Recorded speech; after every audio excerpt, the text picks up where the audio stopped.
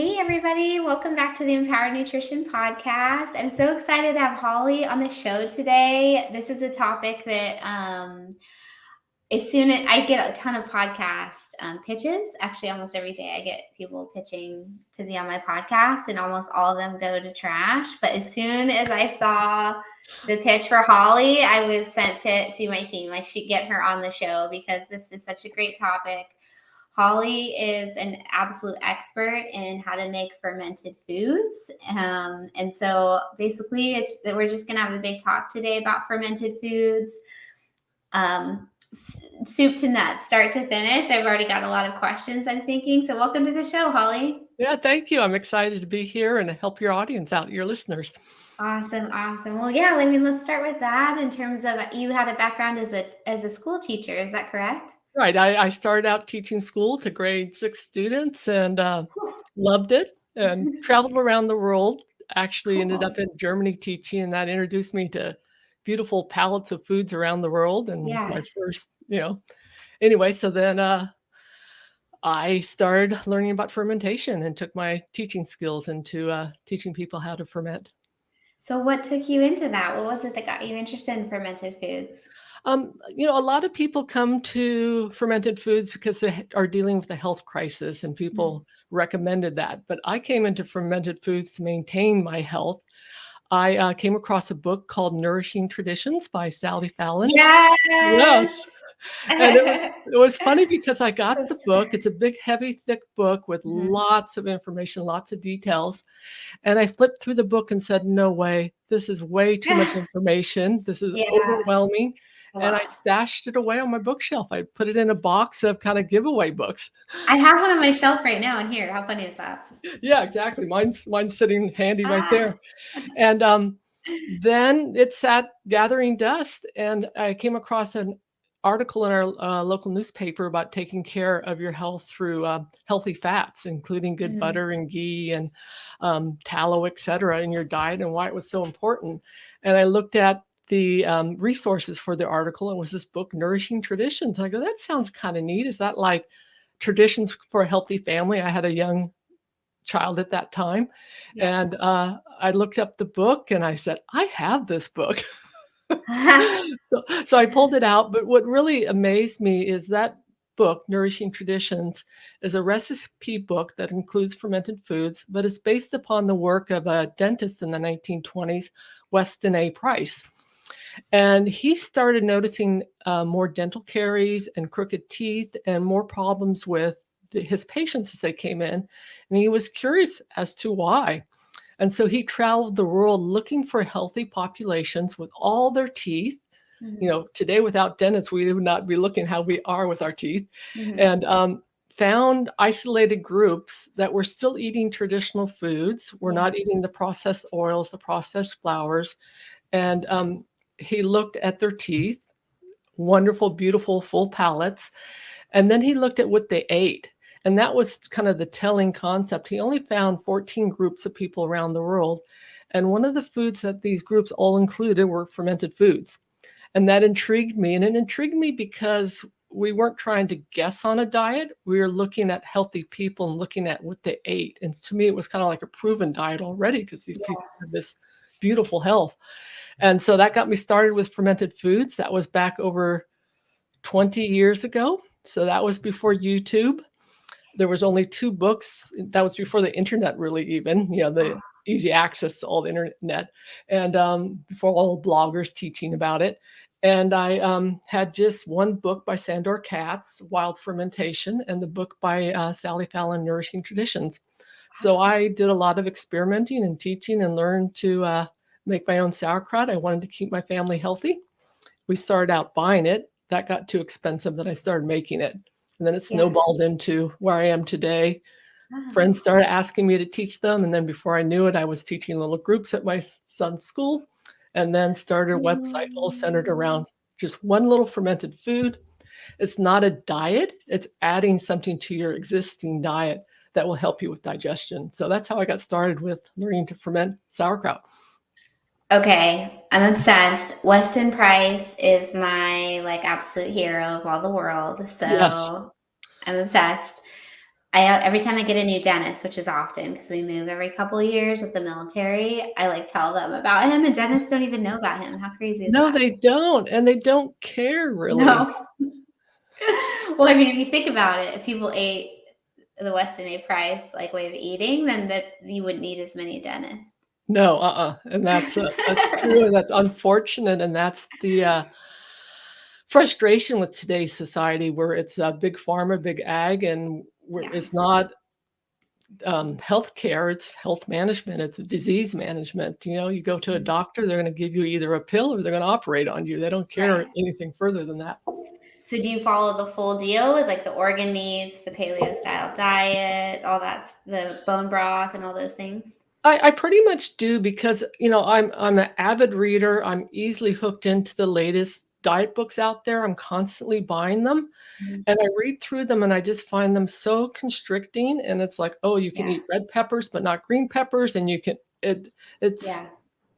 stops me in my tracks, and I keep going back to nourishing traditions because really it's a very simple principle.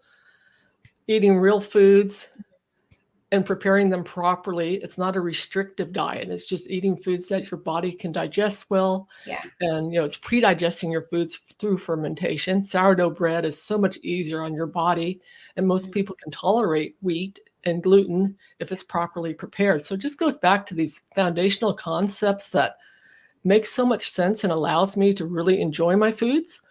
If I look at my travels around Europe, I lived in Europe for 4 years and traveled to a lot of third world countries, traveled everywhere, and all my memories are the foods in each community I went to. Yeah. Same. To travel to Portugal and It's be able to eat beautiful. olives off, and Yeah. their cornbread, etcetera, and I think we're missing out on something when our diets get Yeah. so restrictive.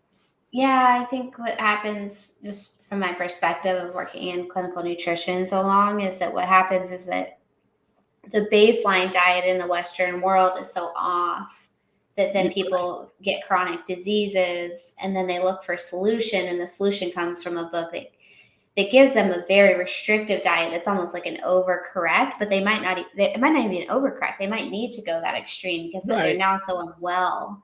So to me, I think of those like specialized, more restrictive diets as like a bridge to use to get you to help us get you back to healthy, or help you to feel even well enough to do things to get yourself getting back to healthy, but always with the goal of getting you back to that foundational diet, which is where we should have started in the first right. place. Yeah. So it's Yeah, like so different. yeah, I Yeah. love the Nourishing Traditions diet and pretty Yeah. much follow it, and organ meats they're so rich in nutrients, so yeah, we Yeah. include those in our Cool. Okay.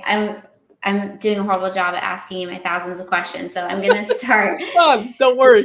Let's start with the basics. What is a fermented food? And for context, I'm going to tell you what happens to me a lot is I'll have people say, oh, yeah, like I totally eat pickles and sauerkraut. I get them from like, that aisle in the grocery store. So tell me about a fermented food. What are we talking about here? So yeah, fermented foods, there's a lot out there, and we owe and they're very rich in flavor and they're great for our body.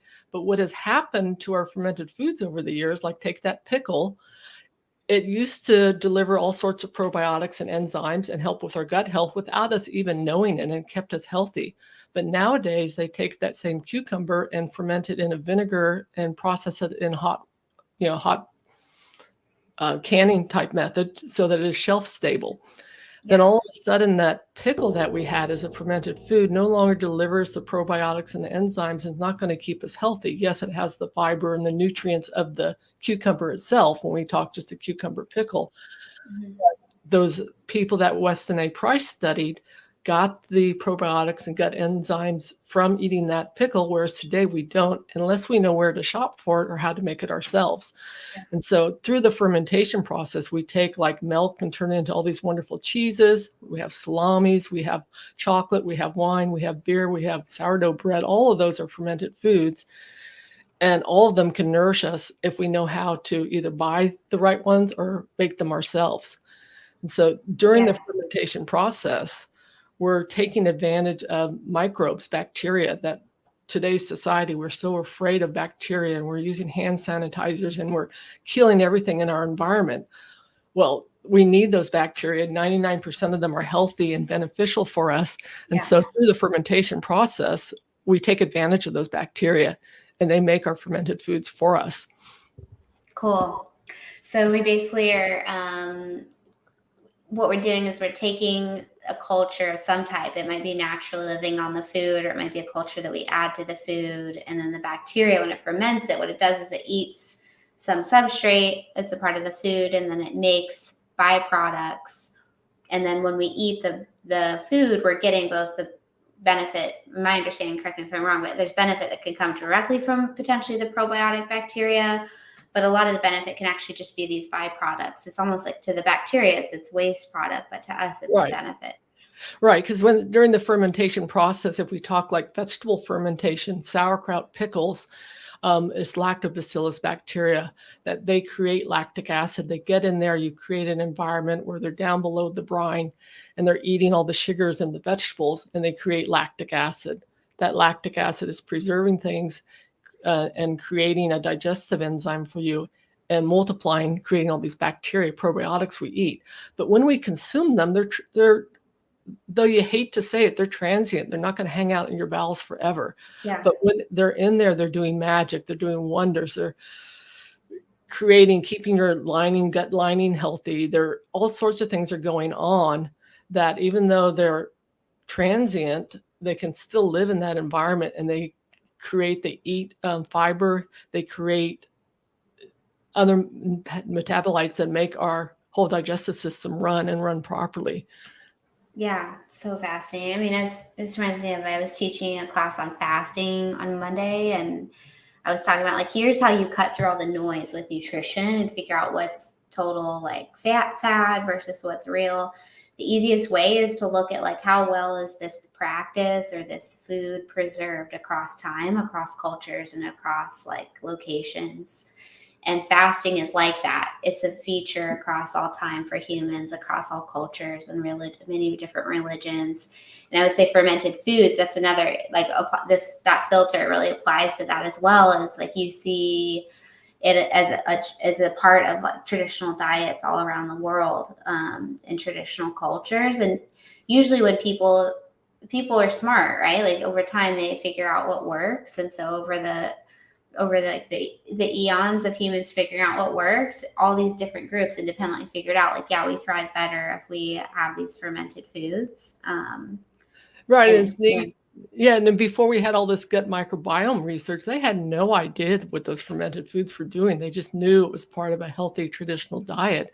And they've been around forever. It wasn't until the 1920s, for centuries. That was how we preserved our food. It wasn't until the 1920s with refrigeration that all of a sudden we could let go of fermentation and put those foods in a refrigerator. But we lost so much by losing those fermented foods that nourished our guts.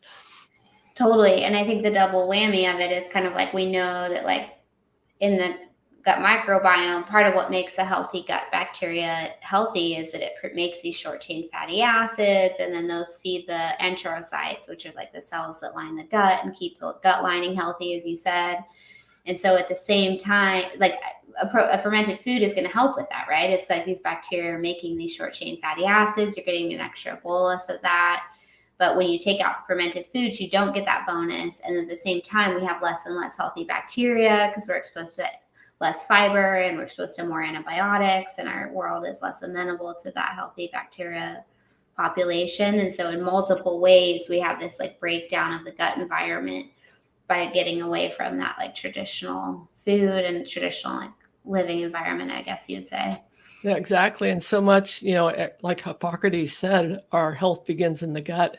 And so much of our health is traced back to the gut. You look at serotonin production, it's all coming from the gut. You look at oxytocin production, all coming from the gut. And right now I'm playing around with, I guess most of us are missing our oxytocin, that only 4% of the population still has oxytocin in the gut. And so you make a special yogurt, in essence, to implant that in your gut and give us all the oxytocin that we need. So it's a fun way to look at foods as your probiotics, as your inexpensive probiotics that you learn to make yourself. And by learning to make these foods yourself, you're creating this beautiful community.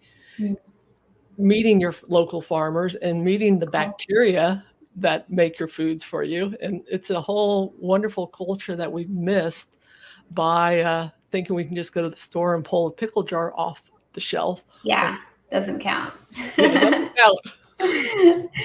So tell me about, I think it sounds like we both agree that basically everybody could benefit from fermented foods, but what would you say if I ask you, who is the most important person that needs to be doing this? Like, what's the big why of doing this? What does it benefit the most? I don't think there's anybody who should. It can benefit all of us, and it can keep our digestion moving along health, in a nice regular fashion. Mhm. But if you're dealing with gut issues, if you're actually dealing with the bloating and the irregular bowel habits, etc., then it's a message to you to say something's going off, something's wrong with my digestion, and how can I fix it? Sometimes we ignore those little messages from our body, and they're there to say, they start off with a little fluttering from a little angel saying something's going on here. You're running to the bathroom all the time. And so when we go back and look at and listen to that, we start playing around with, I always turn to my food. I'm going, what can I do food wise to improve my health? And so that's where these fermented foods can, a lot of my readers and my students come to me for the gut health and want to learn about fermentation for improved gut health. That's what it keeps going back to. And so they notice that their digestion becomes regular. They get rid of the gas and the bloating. Their energy levels go up. They sleep better. All these little nuances that just by looking at the foundation of our digestive system, our gut microbiome, what can we do to heal that? What can we do to balance that out and make sure that the beneficial bacteria are proliferating and the bad pathogenic bacteria can't get a hold? We look at like E. coli, or say we all go to a party at the same time, the whole family is there, we're all eating the same foods. How come one person gets food poisoning and no one else in the group does? Right. Well, that food was bad for all of us, but our gut bacteria was in balance, and it could take care of those pathogenic bacteria, that spoiled food that came into our system. So little things like that are nice indicators that your digestive system is running along nicely, and to try fermented foods and try a variety of them and see what works for you. For some people, it's kefir. Some people, even the kombucha can be a nice start, or sauerkraut I love because it can be added so effortlessly to many meals, and so good, and it's easy to add in. And people, I find, when they start with fermented foods, end up like wanting to eat the whole jar.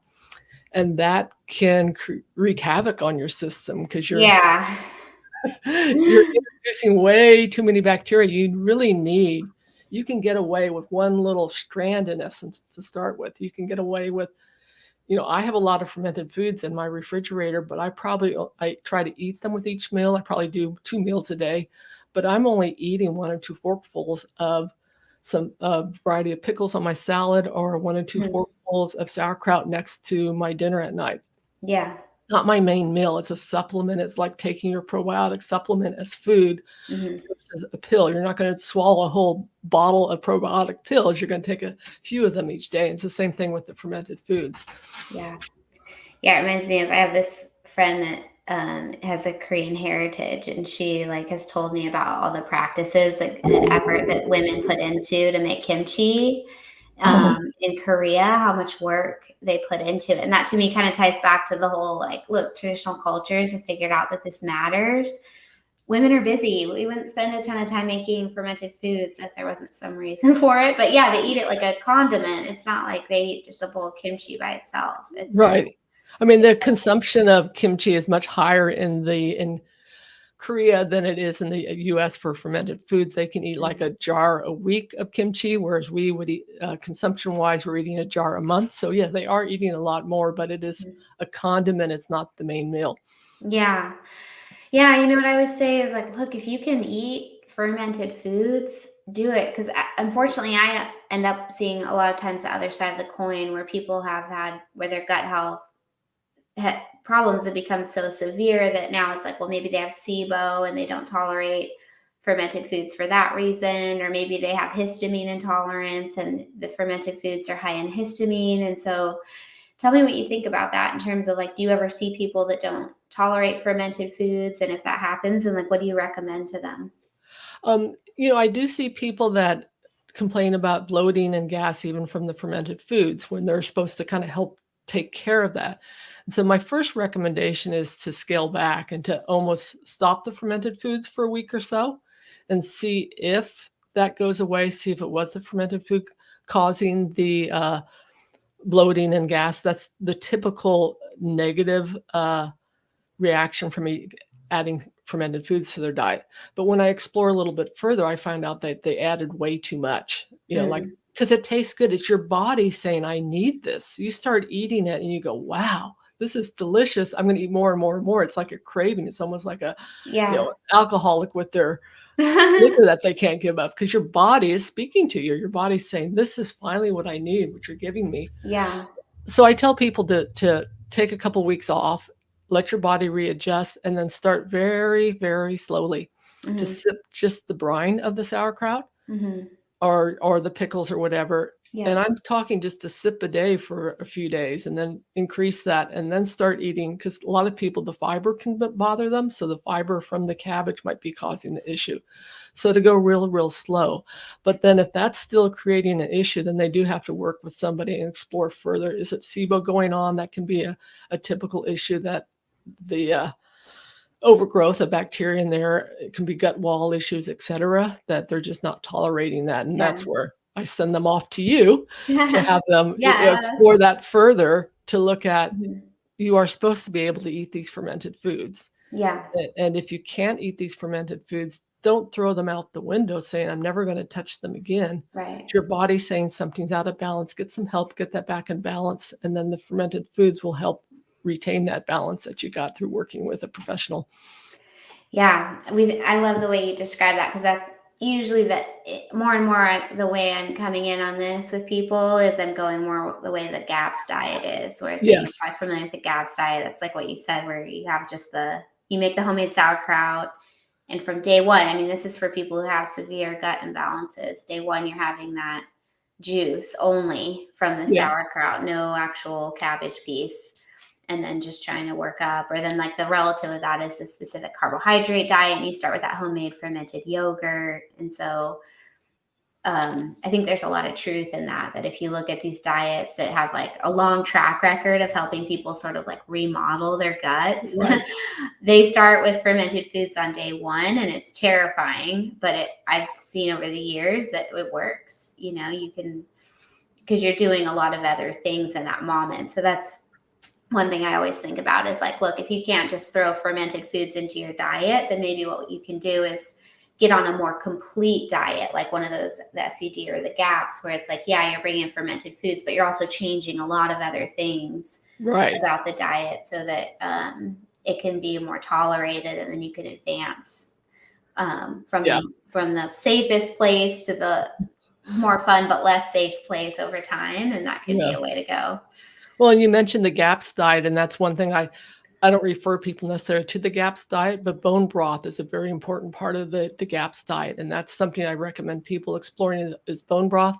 And then also milk kefir, because milk Mm, kefir has so many, there's, you know, 24 different bacteria strains in milk kefir when you make it yourself from kefir grains. You can't really buy it in the store because it's a packaged selected set of strains that's no way going to compare to milk kefir you make yourself. But when you compare that to yogurt, it's very hard to even take advantage of those strains in yogurt, and there's very few of them. So right. those are like two things. If people want to dive deeper, I always tell them to look at exploring making their own milk kefir and looking at bone broth. Yeah. Oh, that's so awesome. Tell me some, if you can think of any like stories of maybe some of your students in terms of like what their experiences were that maybe surprised them in terms of what benefits they got from fermented foods. Um, it's going back to that gut health. Actually, one of my students he actually bought my book and worked through it, and he was been on kidney dialysis for years and just terrible health. Had not had a normal bowel movement in decades probably, Mm. and somehow came across the book and made his own first batch of sauerkraut. And Wow. within days, it totally transformed his digestive health. And it was just like, my goodness, here's this poor guy on death's bed almost, Yeah. inspired to try something new at his wit's end, going, what can I do? And it just matched so nicely for what he needed health-wise. Some people really notice an energy change. Yeah. Just things seem to, they can almost feel like this afternoon slump, and they go pull the sauerkraut or the pickles out of the refrigerator and take a few bites, and they're back up full energy and feel like they're doing more around the home. So little subtle things. It's not like an overnight change, because we're not starting a new diet. We're adding a nutritional supplement that you made yourself at home with the help of the bacteria. And so it's subtle, slow changes, but most of it is digestive changes. Cool. Yeah, I think it's tricky because a lot of times I think we bring our thinking, we've kind of been trained into this thinking that's kind of like, okay, from childhood, usually people have been exposed to like prescription drugs. Like you have an ear infection, you take antibiotics for 5 days and it's over. So there's this kind of like fast paced kind of thinking of like, okay, give me the thing that's going to revolutionize my health in 3 days. But like, it's like I agree with you on fermented foods. This is more of just like a foundational health practice that is important across time. It's not. It takes time, and it takes time, and you have to work for it. And just like the fermentation process, a minimum, ideally, you're fermenting your foods for 2 to 3 weeks. Sauerkraut 3 weeks, pickles tend to be 2 weeks. Most people are not going to want to wait for that jar to ferment for that long. It's this process of waiting and waiting. Here you take 20 minutes of work, you put your jar on the counter, everything's doing nice, those bacteria are working, but they're not going to transform this into this superfood for you overnight. Mm-hmm. So it's a neat part of that practice, just like waiting for that sauerkraut to be made. You have to wait for it to exert changes in your own gut microbiome. I love that. Like it mimics it. It's slow to make and it's slow to change. It's maybe a total philosophy we could take to our lifestyle in general. Exactly. And when you say lifestyle, typically fermentation is a preservation method. It is not like, oh, I want to make chocolate chip cookies tonight. I'm going to run to the store and buy the ingredients that I don't have and make my cookies and be done with it.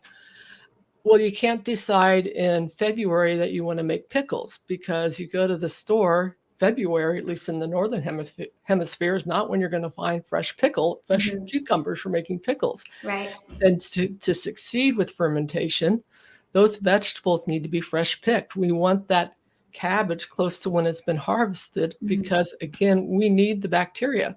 The longer that produce sits since it's been harvested, the balance of bacteria between the bacteria that cause it to rot and decay and fall apart, they're competing with the bacteria that are going to make this wonderful, flavorful transformation happen and create all these wonderful probiotics, those beneficial bacteria. The sooner you get them, once that food has been harvested, the better they're able to transform it for you. And so fermentation has to be successful, you need to go with the seasons and go with what's growing in your garden or with your local farmers, which means connecting with finding a local farmers market or where fresh produce is available, because then you're almost guaranteed success. So people are trying to treat this as the latest fad, and I'm going to make sauerkraut in June. I never make sauerkraut in June. It's hot. It's hot in my kitchen. The little bacteria go on strike when it's that hot and they quit working. So we need to work with this so it becomes a different lifestyle. And it doesn't have to start that way. When I first made sauerkraut, I made a batch in a big crock every month around the year, because it just was a new process for me. I treated it like making chocolate chip cookies. I had no idea there was bacteria in there. It was just a recipe I was following. Yeah. And then as I learned more and came across meeting with farmers that I could buy cabbage with in the fall that had been fresh picked, gone through a few frosty nights to sweeten up the cabbage, and the more sugar that's in there, the more food for the bacteria. And then finally it clicked on me that this is a seasonal process, and got a second refrigerator, and I make all my sauerkraut in the fall and stock my refrigerator. That was a 5-year process in the making. We don't start that way necessarily, but realize that's where this can take you. Yeah. This is really enlightening to me because I've been making sauerkraut for many years, and I had never kind of thought about that factor of it in the sense of like the bacteria ecology on that cabbage is going to shift the Yes, longer it's been picked. And so if I go to the local grocery store and get a cabbage that's been shipped cross country or from a different country and that was picked weeks ago, that I'm going to get a different culture off of that versus like if I pick the cabbage out of my local like CSA produce box that was picked exactly. this week and ferment that. And think about the economy we create. Look at what we just gone through with food supply issues, et Mm-hmm. cetera. And think of the economy we are creating when we slow down, we find our CSA, we find our farmers, we buy directly from them, we look them in the eye and thank them for this food. We're creating this support system that we need today. And that's been lost with the big Walmarts and the Mm-hmm. shipping things around the world, et cetera, and wanting to eat our foods any time of the year. And so that's where that nourishment comes. Yeah. We're not only nourishing our guts, we're nourishing our being, we're nourishing our neighbors, we're nourishing those bacteria. And that's where our health is going to come from when we slowly shift that mindset and realize it's not bad taking 20 minutes to make a jar of sauerkraut that's going to Yeah. nourish you for a month. Yeah. It's so easy. You slice it up, you put it in a container full of water with salt. Did I mess it up? Is that what you do? Yeah, just a little bit. Tell me give me the like Okay. the speed Yeah, the recipe. What do speedy you do? process. So sauerkraut is a little bit different than pickles. Mhm. When you're making pickles from vegetable, they don't create enough water on their own, so we do ferment them in a salty brine. Ah. But sauerkraut, you don't need to add any water to. All you need is cabbage, Okay. salt, and Oh, bacteria. And so with interesting. the and Let it sweat. I'm big on flavorful recipes, so we always Oh. have some flavoring ingredients in there. And the Mhm. recipe I teach people is with grated carrots and garlic. But in Cool. essence, you're taking your ingredients, preparing them. If you can make coleslaw, you can make sauerkraut. There is no difference other than one gets thrown into a bowl and a dressing gets poured over it. And the other one gets packed in a jar and it makes its own dressing, this salty brine. One you eat right away, Yeah. one you eat 2 or 3 weeks later. But what happens with that sliced cabbage, we sprinkle it with salt. We mix that salt in real thoroughly, and slowly it pulls the water out of the cabbage cells and creates its own brine. So Yeah. you can have this big bowl piled high with sliced cabbage that you would never guess will fit in a quart jar. But through that osmosis, through that salt pulling that water out of the cabbage cells, it shrinks down. We end up with this nice puddle of brine in the bottom of our bowl once we have mixed it Mm. together. That gets packed into the jar. Or once you get, eventually you can do a crock, but people are starting with jars. It's a very easy process to do. We pack that into the jar. We figure out a way to hold it below the brine because the bacteria that make sauerkraut, that ferment foods, wither away and die in the air. They Mm. love to be in a salty, Yeah. wet environment under the brine. The pathogenic bacteria don't like that salty environment, so they die off. So this nice balance going on. So they're packed in that jar, they're below the brine, and that's when the fermentation process is happening. But there's no vinegar used. Mm. It's really just sliced cabbage and salt. That's all you need to make your Yeah. sauerkraut. That's cool because I find that when I do start it with some water, I end up pouring a lot of the brine away because there's so Right. much, and then maybe I'm pouring away some of the bacteria. Yeah, technically. And then also the bacteria, they have requirements. If we know what their requirements are to work well for us, and one of those requirements is a certain salinity. They like a Mhm. certain salt concentration. If you I add see. too much salt, they slow down, they don't work at all. If you don't have Yes. enough salt, or if you added a bunch of water, Mhm.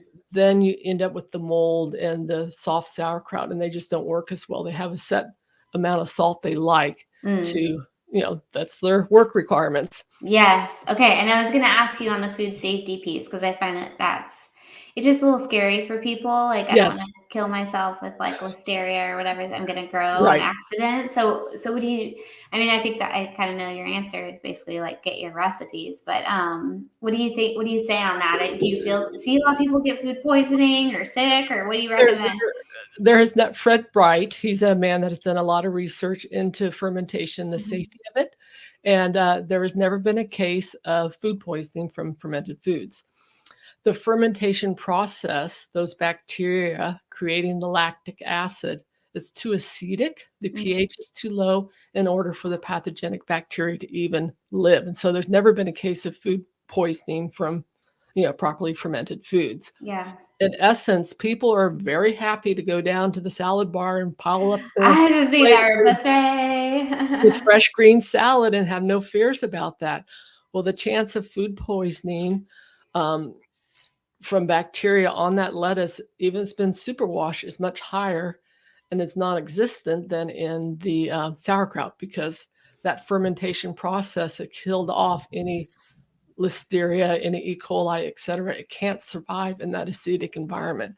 Yeah, cool. Okay. And I mean, even it's been many years of me making fermented foods, but I still love to get out recipes. And it sounds like you have a lot of resources for people. So that's like an extra layer of safety is like, look, just follow the playbook and Yeah, don't be exactly. scared. Yeah, once you understand the process, and Uh-huh. again, it keeps going back to those bacteria with how are they going to work and do their best work for you. Once you understand that process, you realize how safe it is, that it's safer than canning, it's safer than that green salad. I like to tell the story of Sister Noella. The book. Anyway, she's a nun that learned proper cheese making, and in the traditional method, in the big wooden vats filled with the milk and stirring with this wooden pallet that's never been washed, the wooden vat that's never been washed, making her cheese for, years, and no one ever getting sick from it, never any issues. Yeah. And then the food police came in and said, we really need you to be doing this in a more sanitary fashion. We want you to put everything in a stainless steel vat. We want it sterilized between batches, etc. We're lucky because Sister Noella had a background in biology. She's a microbiologist. She said, fine, let me do this experiment. So they made 2 batches of cheese. The one in this sterilized stainless steel container, one in the wooden vat that had never been washed, that had a whole ecosystem, just like your sourdough culture, lived this scene in the little pores of the wood and on the vat there, and inoculated each with E. coli. And then went through the cheese making process, and you can guess which one was rampant with E. coli at the end and which one there was no E. coli in. So that stainless steel vat was rampant. The E. coli grew in that because we killed off the bacteria that helped create things, kept things safe and balanced. So it's a very, very safe process. Yeah, I think that's what people understand is that like unhealthy bacteria aren't just always growing without competitors. There's the environment, there's competitive bacteria, and so in a fermented food, you're providing all those counterpoints that protect. Yeah, exactly. Yeah, cool. Yeah, and so you will get mold at times, but that is more likely to happen when you're using old ingredients or fermenting in too hot of weather for the bacteria to all the stages of fermentation to properly unfold and the different strains of bacteria to grow and proliferate. And most of the time that mold can just be scooped off the top and everything underneath is fine. But if you're getting the mold, that's a little message going, why is this molding? What did I do wrong? What created the mold? I get it every once in a while, but typically if you're following directions and working with fresh ingredients, that's not going to happen. Okay, I'm getting to get your stuff because I got a ton of pickles in my CSA this summer and I pickled them and they did get some mold on top. Oh, so okay. I'm going to have to check you out and figure out what I did wrong. I just came up with a whole new salt concentration chart for pickles. A lot of the pickle recipes out there for naturally fermented pickles is you pack your prepared vegetables into the jar and then you mix up a brine and pour the salty brine over. What happens is it's very hard to get the correct amount of salt in that jar. And so my new way, and I adjusted my recipes, I had to redo them because some jars were molding, some weren't with the pickles.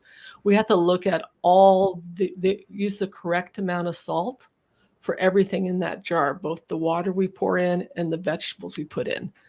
So when I look at adding how much salt to add to a recipe, I'm looking at everything in the jar. Just like with sauerkraut, I look at all my ingredients and know how much salt to add. It's the same thing with pickles.